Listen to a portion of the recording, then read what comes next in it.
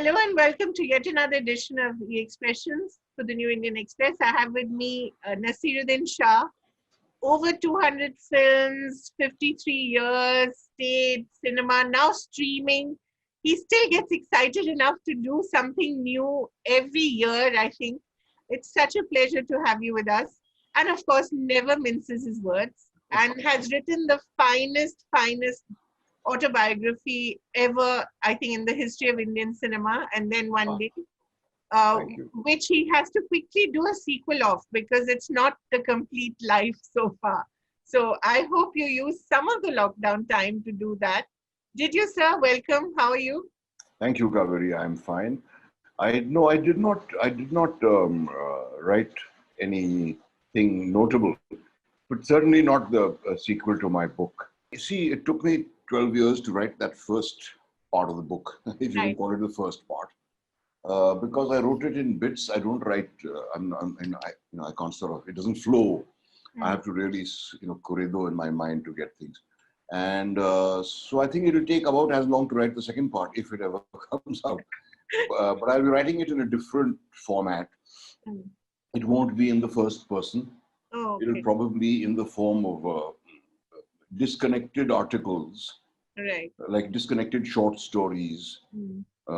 based on things I've experienced, things I've seen, things I've heard about, to do with the film industry, because it is a rather interesting place. And there's tons of stories that can be told. So I don't know when, but sometime. And I can already envision the performances of it on stage. So you can imagine our imaginations are already riding ahead of us. That would be wonderful, right? Well, I've also been asked, or rather been toying with the idea of doing an audio book of and then one day. But I've also had, I've also translated it into Hindi. Hmm. It's been published in Devanagari and in Urdu, the same version. Hmm. It is currently being translated into Bengali. Hmm. It's been published in Marathi as well. Wow. So I don't know whether to do an audio book. Probably will do it in the Hindustani version, not the English version. You just have to Okay. edit some of the portions if it's for all ages. Yeah, well, possibly. But have you been reading a lot? I believe you've been reading a lot during this time. And I've been reading a lot. I decided to. I've always been curious about the Shakespeare plays which no one reads. Everyone knows Julius Caesar. Everybody knows Hamlet, Macbeth, Othello, As You Like It, Twelfth Night. Possibly that's a pretty long list for an average person who has not studied literature. I happened to read them all. Some when I was in school, some when I was in college. And after that, I did not really read any Shakespeare until this lockdown. And I decided to read those which I know nothing about. And there are so many. yeah, There's a thing called King John. There's a thing called The Life of Henry VIII. And I didn't even know he'd written a play called Henry VIII. He has. amazing. Yeah, I read the Henrys in school. Fifth we read in school. Right. I plowed through parts 1 and 2 of 4. Part 3 parts of Henry VI I haven't attempted. But I read the others. I found the play Coriolanus particularly fascinating. Yeah. And some of those comedies, you wonder why they are called comedies, Yeah. Why is Merchant of Venice called a comedy, for example? I can't understand I've that. never understood. Maybe because it doesn't have anybody's eyes getting gouged out, or anybody getting stabbed to death or eaten by horses or something like that. That's why it's a comedy. So that's what I've been doing. That took a while, but it was great fun, and I felt very stimulated. And the funny thing is, a lot of the time when I read a book, a week later can't recall a lot of it. Same thing happens with films that I see these days. I think this has been happening to me over the last 10 years.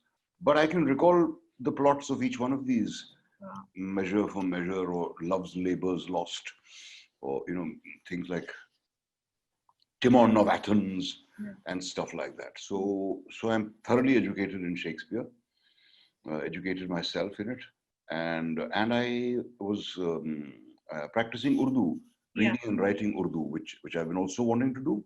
Right. It felt very stimulating. I've been taking singing classes. For Bandish Bandits?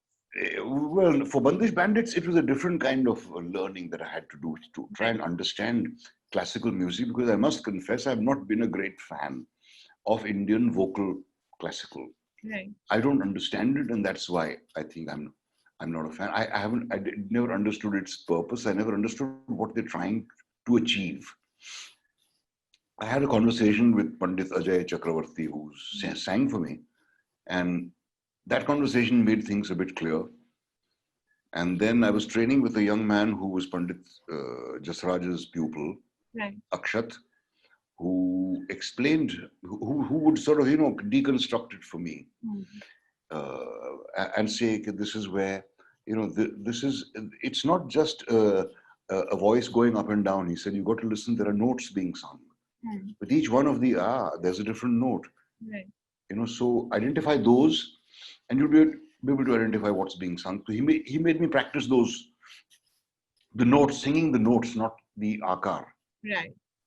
So a little bit, I would say I've reached up to A as far as understanding classical music goes. But it was great fun practicing it.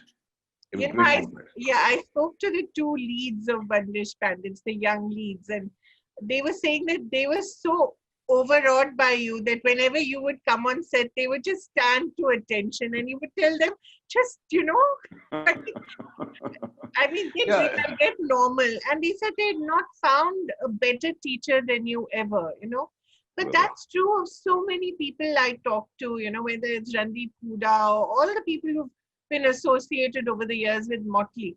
I think your true calling could perhaps be as a teacher. Yeah, but had I decided to become a teacher earlier, I wonder the generation you would have raised. I wonder what generation I would have raised. And I also wonder what I would have learned. As it happens, the maximum amount of learning for me happens when I'm conducting a class. Right.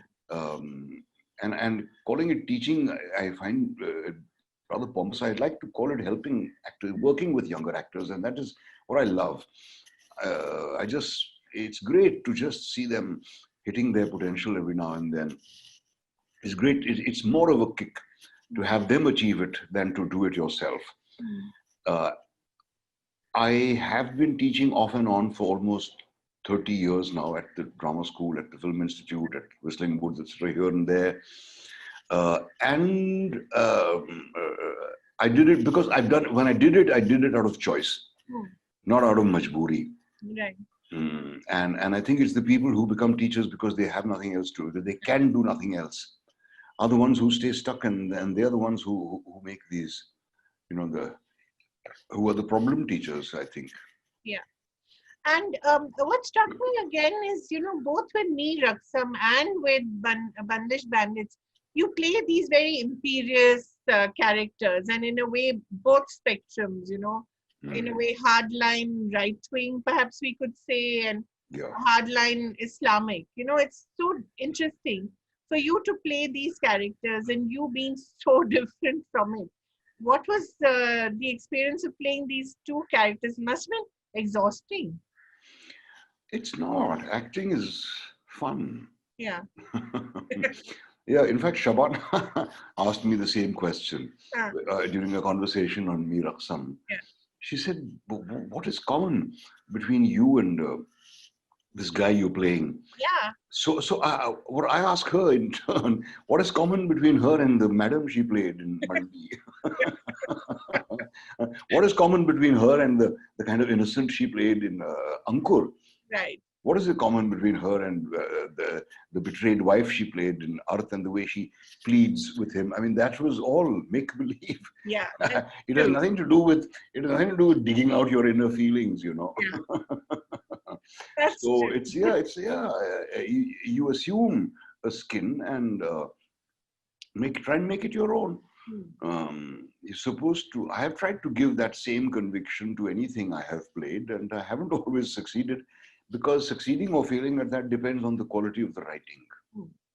And one doesn't always come across constantly good writing And yeah, and then one comes across movies that last a lifetime. I mean, even now, that last scene of Janevi Do Yaro, where both you and Ravi Baswani making that gesture, for me, that is the citizen of India today. You know, Yes. That's how we are today. Absolutely. It's such a comment on where we are as a society.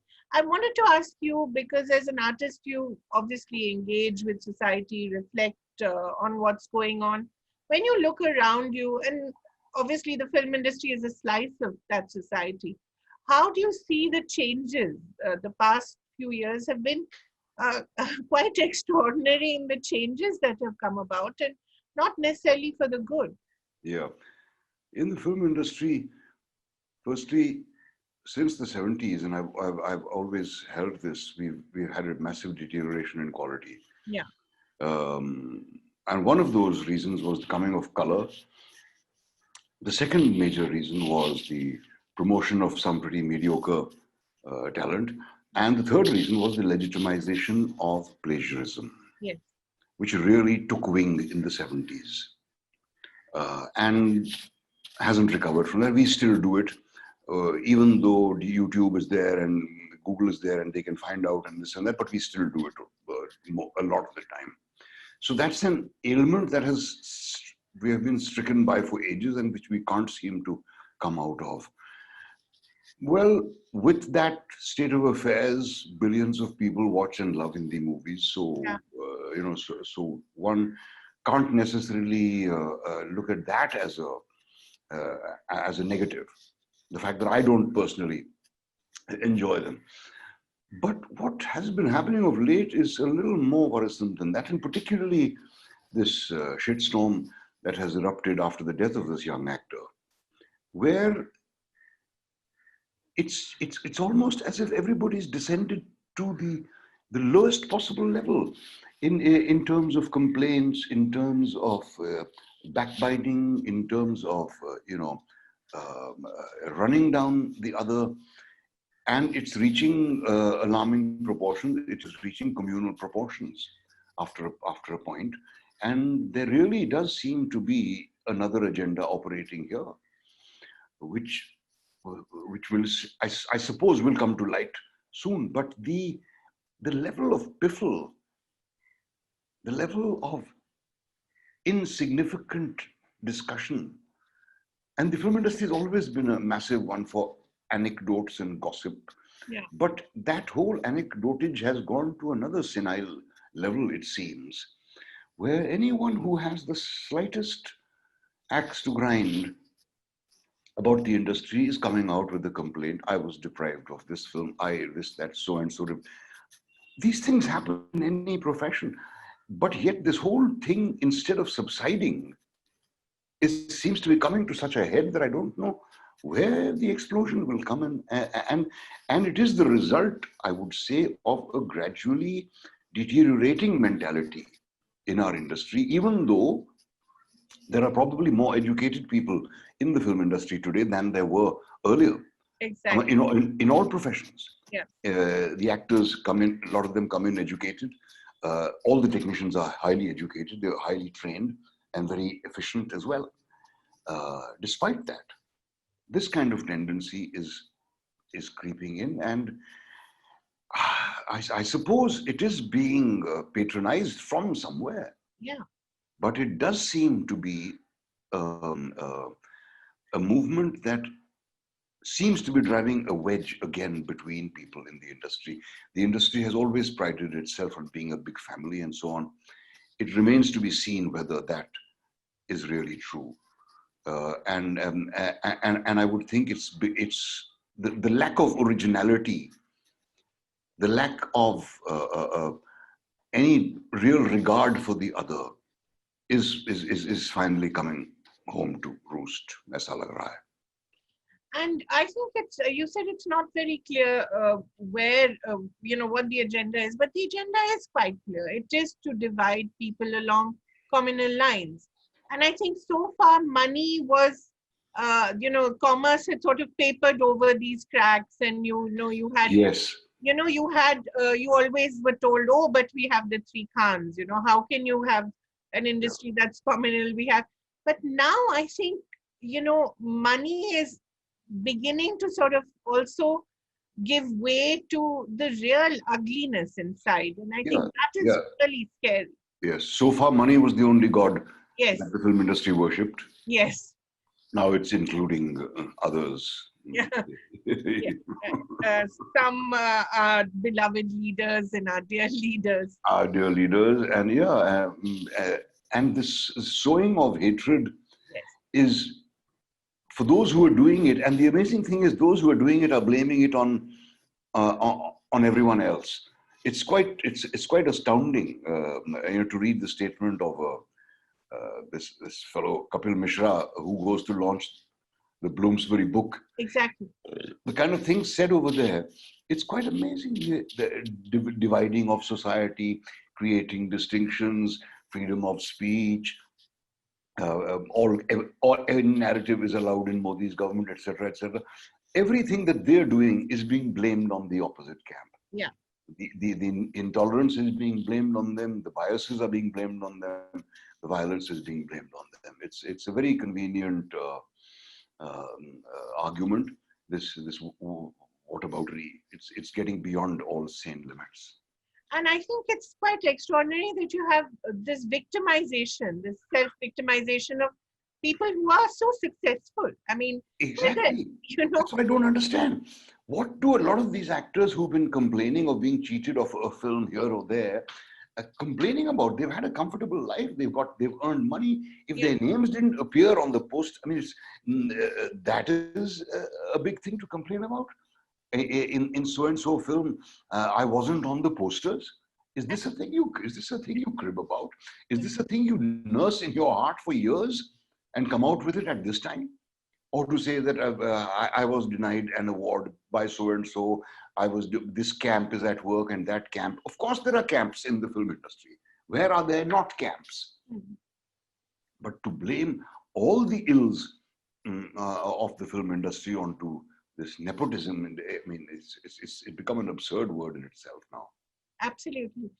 The other agenda is also to silence people, isn't it? Because the more you troll them, the more you scare them, the more you let a mob after them, even if it's virtual, Yeah. you tend to get silenced. And that's what they've done to so many people. They've just silenced them forever. Yes, and that is the lesson that's being handed out to us with the Prashant Bhushan case. Exactly. Don't you dare speak. Yeah. And if a man like him can be taken to task for expressing what he feels was the truth, then it's really something to worry about. Yeah. The fact that so many actors for no reason are being blasted in the social media.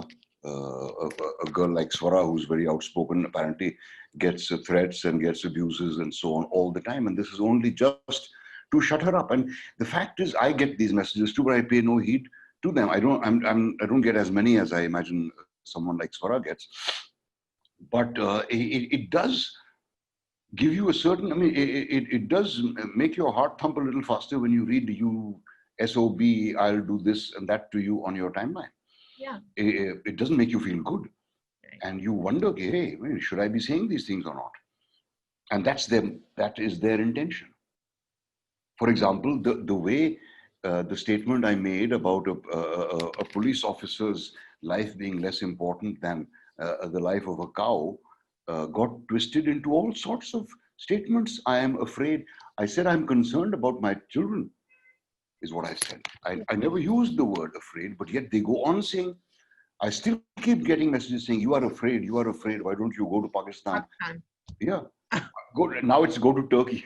I mean, at least, yeah, I suppose Turkey is an improvement on Pakistan, but I mean, I'm not sure.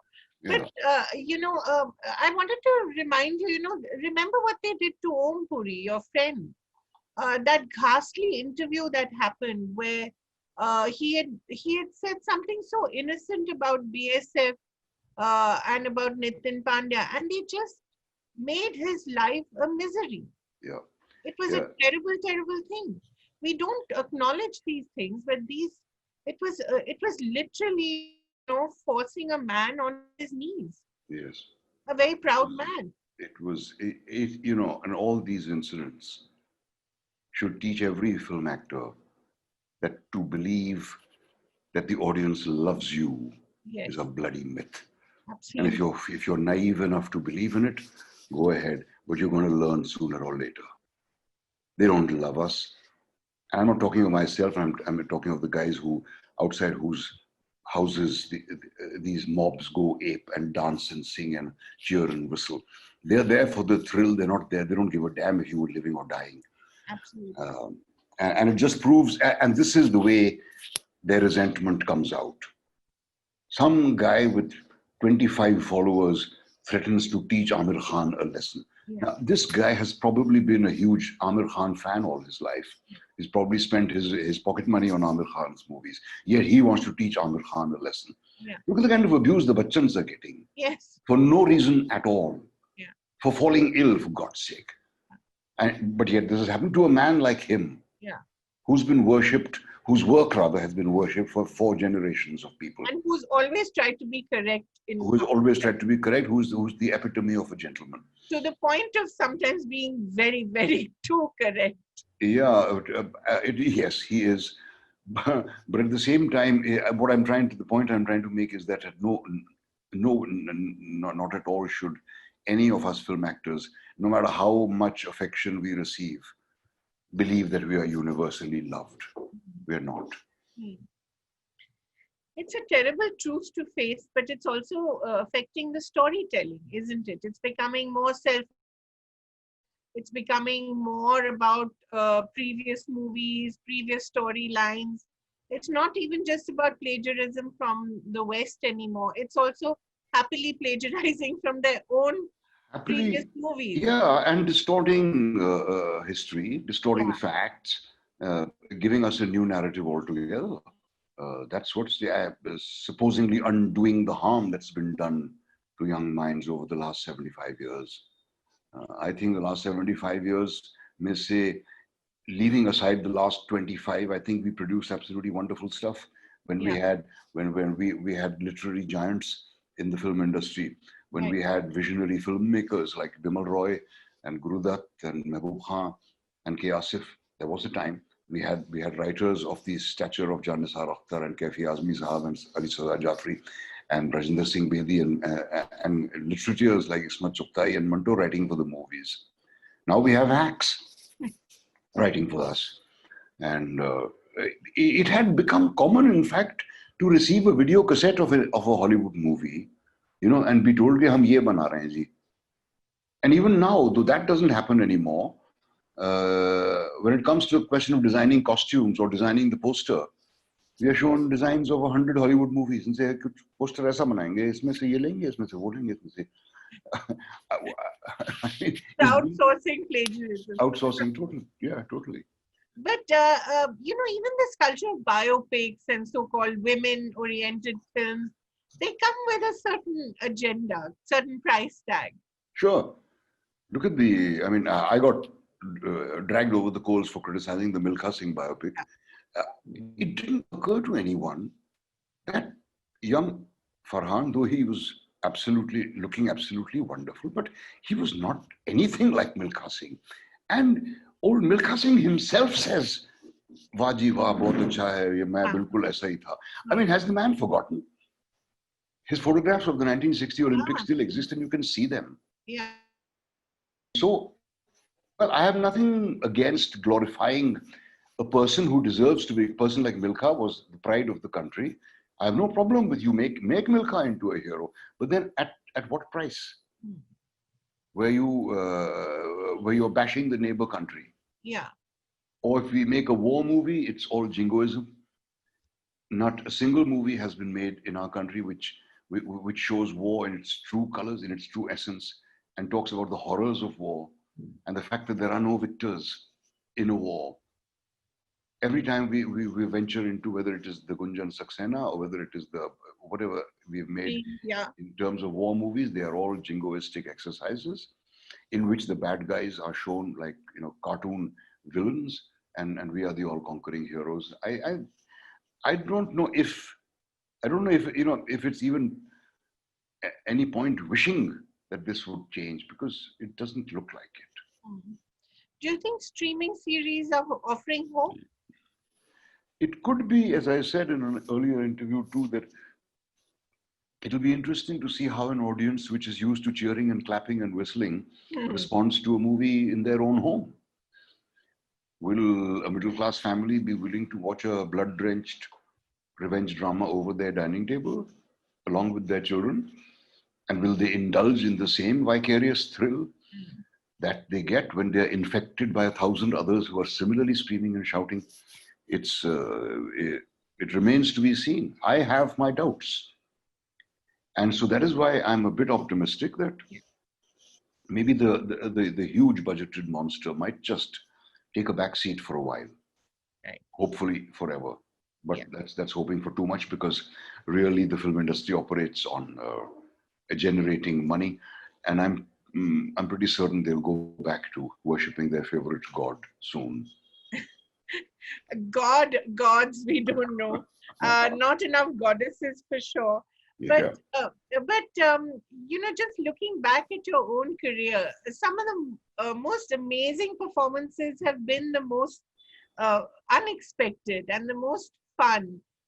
Say Achadev or Dirty Picture or Ishkia for that matter, which is truly gorgeous. These films have sort of given you a completely different life, a completely different career from the very earnest beginnings that you had, I think, in Sham Benegal. You were a very angry young man those days, I think.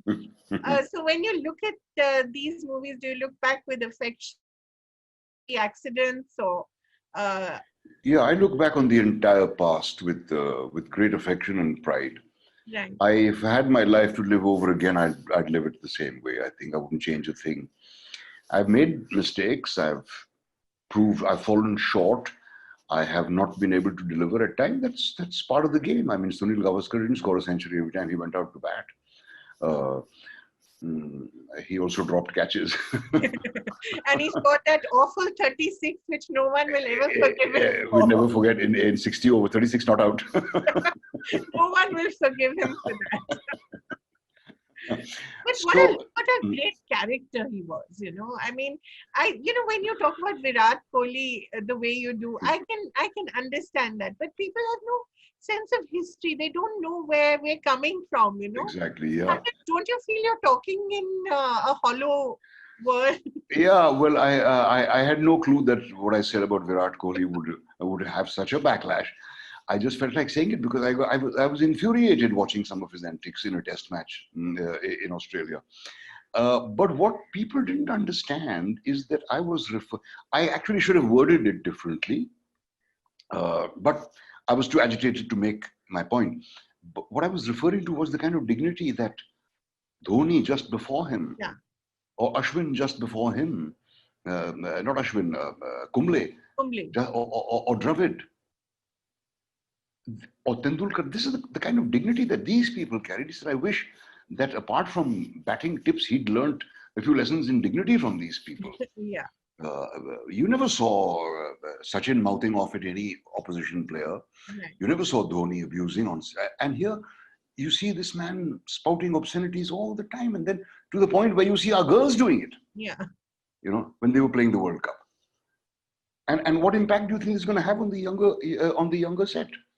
Where people, just like anybody, young filmmaker will say, but wo to hit film we to copied thi na. It's that kind of a thing. Virat Kohli does it, so what's wrong if I do it? Right. That is what I was getting at. Yeah. I was not personally attacking Virat. I do not know him. I've never met him. I think he's a fantastic cricketer. There's absolutely no doubt about that. So one really does miss, the giants. The civility in public discourse, the civility in public conduct. Yeah. Aggression is now so revered. Yes. That we've forgotten that, you should actually have a little humility. A little humility. And the IPL, I think, has a lot to do with it, because all the cricketers have suddenly started performing for the camera. Right. All of them are That's performing for the camera. The game, I don't know how important that is. They all throw themselves about like like demons, but it's yeah, frivolity seems to have taken over. mm. And how do you see the conduct of our leaders in the industry? Who are the leaders of the industry is what I'd like to know. Are Well, they they're so, are they the richest guys who have the biggest production houses? yeah. They don't bother to set themselves up as leaders or to set an example of any kind, or or to initiate youngsters into the craft of filmmaking, or to pass on the benefit of their experience or anything. I don't know if you could call them leaders. I don't think the film industry has a leader. One person who the entire film industry can look up to. I don't think there is any such person around anymore. There are plenty of people waving their flags of opinions all over the place, but I don't think you could call them leaders. And I think a lot of these people, their opinions are going to be short-lived. Hmm. Uh, have you seen a lot of, have you lost a lot of friends over the past few years because of some of the comments you've made? No, no, I haven't. Well, I don't have hordes of friends anyway. I have a few friends who are very dear to me and who've been friends, most of them before I became famous. They've stayed friends through the dark times and through till today. So no, I wouldn't say that. And whoever who's unfriended me on Facebook, I give a damn about that. You must be quite happy to have one Yeah. less follower. Please go, please go. But what excites you, Mr. Shah, about movies now? These are dark times, but every movie is an act of hope, isn't it? Every performance is an act of hope. What's exciting me is the kind of work a lot of youngsters have done during the lockdown. Mm. Since they've been pushed against the wall, they've had to access their deepest resources and come up with ideas which really matter to them. They are lucky not to have the pressure of a distributor or a producer saying, ye kar do, wo kar do, gana dal do, etc., etc. And they are permitted, and also the censors are not sitting on their heads, chopping every second line and having smoking is bad for you and this is bad for you and that. I mean, we should make a movie where everything is bad for you, where if you tease a girl, a notice should appear. Eve teasing can land you in jail. Raping a woman can get you into really serious trouble. Smuggling goods can land you, etc., etc. You have a warning for everything. When politicians appear, it should be don't listen to this man. I'd love to see that for sure. Yeah, but sorry, what were we saying? Also, some of the work that some of the young people are doing. Yeah, some of the online plays that have been performed, several films made in the lockdown, of which my son was a part of one of them, called Lust Stories, which were Right. home stories, so not lust stories, which are very good. All four of those, and many other of these short 10-minute films which several youngsters are making. Yeah. And it's also very interesting that most of the work being done online in the lockdown is being done by young people. Yes. And that's a great thing. Yeah. Some very original stuff. I hope this effect lasts. I think for a film like Mir Aqsam, the lockdown has been very fortunate. Otherwise, Mir Aqsam would have had to spend more on publicity than they spent on making the film. Absolutely. Yeah. And it had no, padakte hue gaane or exciting visual gunfights or anything to draw the audience. Not even a young handsome face. They had two old men as the center. Who would have come for it? Very few people might have been interested. It may have caught on because of its virtues by word of mouth, perhaps. But this has been fortunate that, as Shabana was saying, that in like 17, 18 countries at the same time it's been seen. Yes. How would we have managed that if we were to have a theatrical release? It wouldn't have been possible. So the fact that it's benefited a thing like Mir Aqsam, the fact that Bandish Bandits, which no one expected would be so entertaining, has proved to be refreshing, as everybody calls it, free of the obscenity-filled tirades of most of the web series and the gratuitous sex and even nudity in places. This is completely, and it's very refreshing, and people are appreciating this. Whereas there was a time when people would go to see a movie just if they heard there was a nude scene in it, you know. Yes. Yeah. I remember a Russian film called The Gypsy Camp Vanishes into the Blue. Oh, yes, of Which course. was shown when around the early 70s, right? In And every morning show, it had yeah. the longest life. Yes, because at the very end, there was a shot of a naked girl. Yes. People would sit through that entire movie, which they wouldn't understand, just to see that shot of a naked girl. Well, things have changed from there, but that the desire to see nudity or to see something that will be a turn on is still very great, and movies still manage to supply it. It's a great relief that something like Bandish Bandits has been an antidote. I hope it will persuade you to do more streaming series. I think that's the future, Kaveri. Yes. I really think I have no aversion to it. I never did. Like I had no aversion to appearing on television. You did Mirza Ghalib. I did Mirza Ghalib, which is one of Shivaji. milestones in my career. I did Absolutely. the discovery of India and a few other things. I did a thing for Chetan Saab called Paramveer Chakra. So Yes. I had no reservations. I never believed that if you do TV, you won't get work in movies. I was already working in movies. Right. TV was another medium, another avenue, and I don't alter my method of work if I'm on stage or if I'm in front of a movie camera or a TV camera or sitting doing a Zoom performance like we did of our play Waiting for Godot. Yes. What an actor has to do is the same, whether you've got tons of makeup on or whether you're talking to a blank screen and you're not even seeing your audience. What you have to do is get across. And performing online, it's very interesting that it has really made me realize the worth of not concentrating on the audience. Mm-hmm. You know, on stage, the audience is an integral factor. Yeah. A play does catch life with the presence of an audience. Right. When a play is performed before an audience, it improves by leaps and bounds. Here, there's no audience, but yet you can't afford to dwell on that. There's no laughter coming in, there's no appreciation, there's no applause. So it just teaches you concentrate on what you have to do, because that's what you should be doing on stage. Even if they're laughing and going mad, that should not affect you. Yeah, but it's actually quite difficult because that really means you have to just understand the word and just focus on the text and nothing else. Absolutely, and that is the direction toward which the kind of theatre I do has been gravitating over the last few decades. Right. And even now, the words of Manto or Ismat Chugtai or Fairs, I mean, how contemporary they seem. I know contemporary is a bad word, but how it looks as if it was written for today. Absolutely, it's amazing. It's a proven fact that a piece of writing that stands the test of time is qualified to be called great. And in fact, just yesterday, Ratna and Hiba, my daughter, and I read 3 of Ismat's stories. One of them is a story called Jade, Roots. It could be a description of the COVID situation. It could be a description of the CAA, the NRC thing.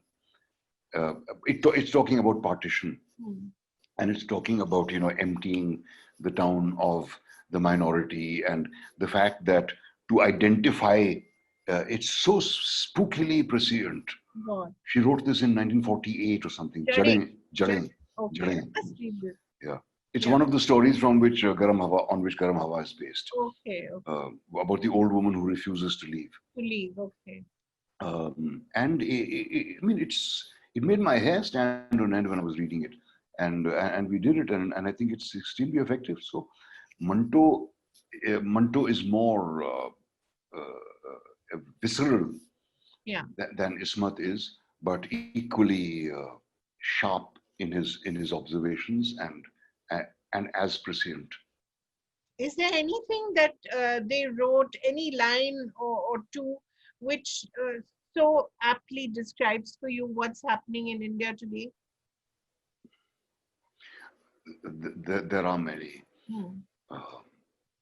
In fact, in the story I did yesterday, there is this passage where Rajasthan में लिखी गई थी कहानी. She spent a lot of time in Jodhpur, इसमें पापा, कि अक़लियतों को बाहर निकालने का जब फैसला खुलेआम होने लगा, like it's happening today. Yeah. And as Kunal Kamra said, that the kind of things you heard after 6 drinks, you now hear after a coffee, a morning coffee in the morning. Yeah. You know, खुलेआम होने लगा. तो मारवाड़ के मुसलमान इतने मुसलमान और हिंदू एक दूसरे से इतने मिले जुले थे कि उन्हें भेष या जबान या उनके हुलिये से पहचानना मुश्किल होता था. And there was a time, I have seen it, where the Maharashtrian Muslim was unidentifiable from the Hindu Muslim, the Hindu Maharashtrian. The Gujarati Muslim was not identifiable from a Gujarati Hindu. The Malayali Muslim was not identifiable from a Malayali Hindu or a Malayali Christian. They wore the same clothes, they spoke the same language, they ate the same food. They worshipped different gods. Kashmiri Muslims and Kashmiri Hindus. Yeah, exactly. You could not tell the difference. No, you couldn't. Yeah. So this line hit me particularly hard.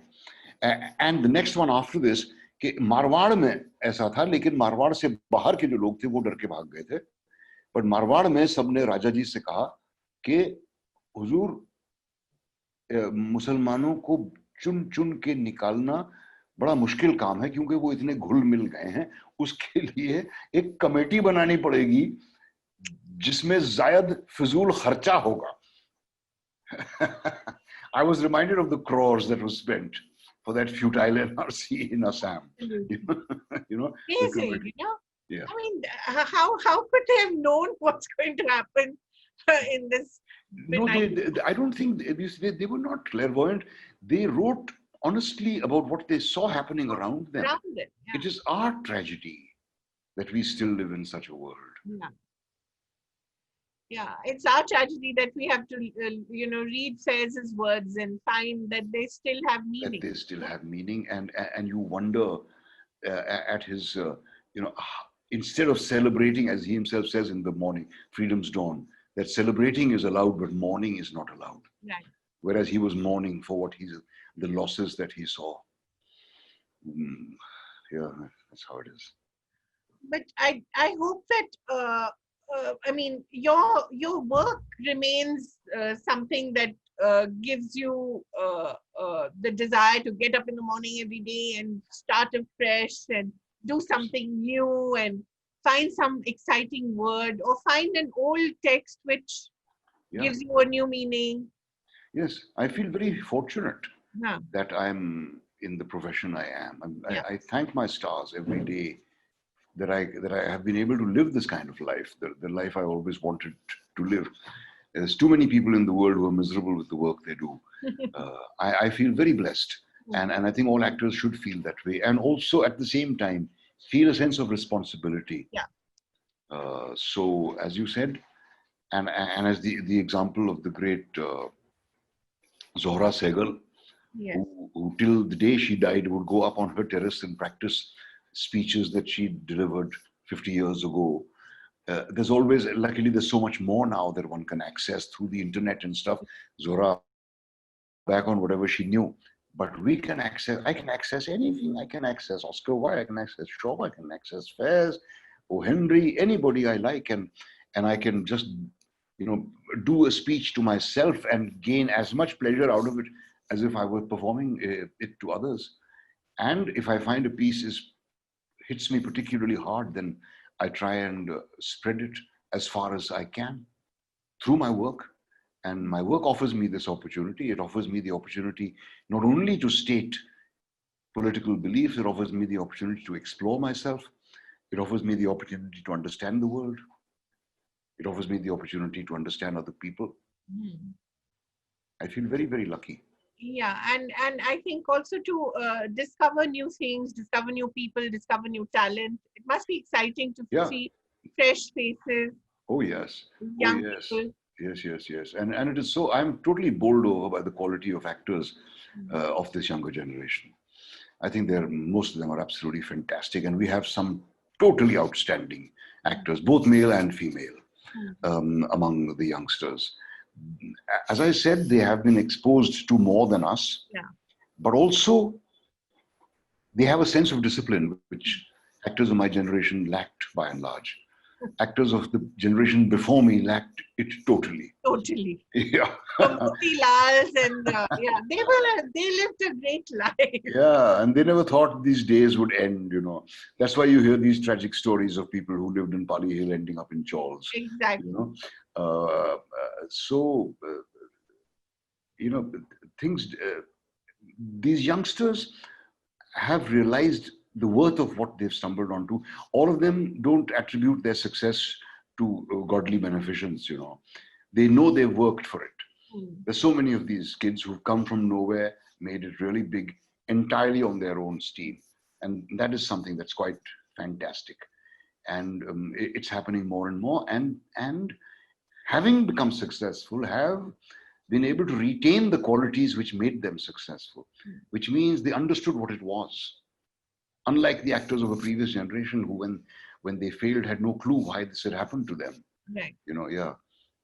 And that bewildered look in the eyes of a has-been star is one of the saddest things. Yeah.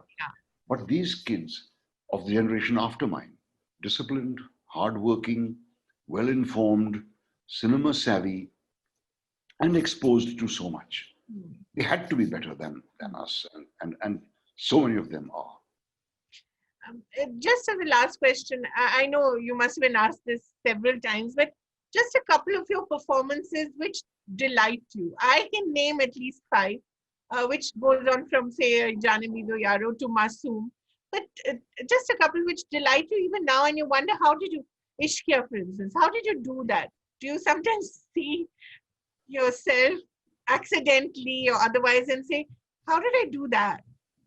Ishqiya, in fact, is probably the only time in my career I've been asked to play a character in love. I have done it earlier in some terrible movies like Sunaina and all, but I felt, you know, and another few others, but they were rejected outright. And I wondered, hey, why is the audience not interested in seeing a guy like me in love? No, the fact was those were poorly written. Both the Ishqiyas, it's not very hard to fall in love with adorable girls like Vidya and Madhuri Dixit. Of course. It is not difficult at all to believe that you're in love with them. Yes. And I thoroughly enjoyed that. They're both absolute sweethearts, total pros, very good at their job, and delightful people to be with. So, as I said, it was not difficult at all. What I did find difficult was Abhishek wanted me to sing the song myself, the song that Madhuri hears me singing. Yes. And that's where I started doing singing classes, but I failed so miserably that he decided not to keep that voice. But playing romantic, no, there's nothing that I look back on and marvel at how did I do this. No, I sometimes wonder at my own fearlessness for trying to swim the Ganges in Par when I did not know how to swim properly. Yeah. Bravado got the better of me, and when things got too dangerous, they did get a double. Right. But when I see Par, I feel particularly proud because that character is as far away from me as any other that I have done, and I look physically in the best shape of my life. But I don't marvel how did I do it. I know how I did it. I worked like a dog. I dieted. I went on a strict diet for about 3 months. I went on a very rigorous workout diet because I wanted to have a physique like the kind of physiques you see of the people who dig roads. Yeah. You know, their bodies look like a kind of diagram you saw in biology class, you know, where all just their muscles are defined. So that is how I did it. When I look back at Ghalib, I know that I could not have done it without Gulzar Bhai's help, without his educating me on Urdu poetry. So in each of the cases of the performances I'm proud of, whether it's Sparsh or Par or Ghalib, or Nishant, my first film, I know exactly how I did it. the ones I failed in, I also know why I failed in them. And but I don't spend too much time admiring my own work, you know. And I hope I hope I don't, I hope a time doesn't come when I'm sitting all alone and watching my old movies. you don't seem the kind who will, and I don't think the industry, no matter how communal it gets, will ever come to the point where they won't have work for you. So thank you very much, Mr. Shah. It's always such a pleasure, and all the best. And may you do much more work across every platform possible, short films, series, stage, whatever. Thank you so much. Bless you, Kaveri. Thanks very much. Thank you. Bye.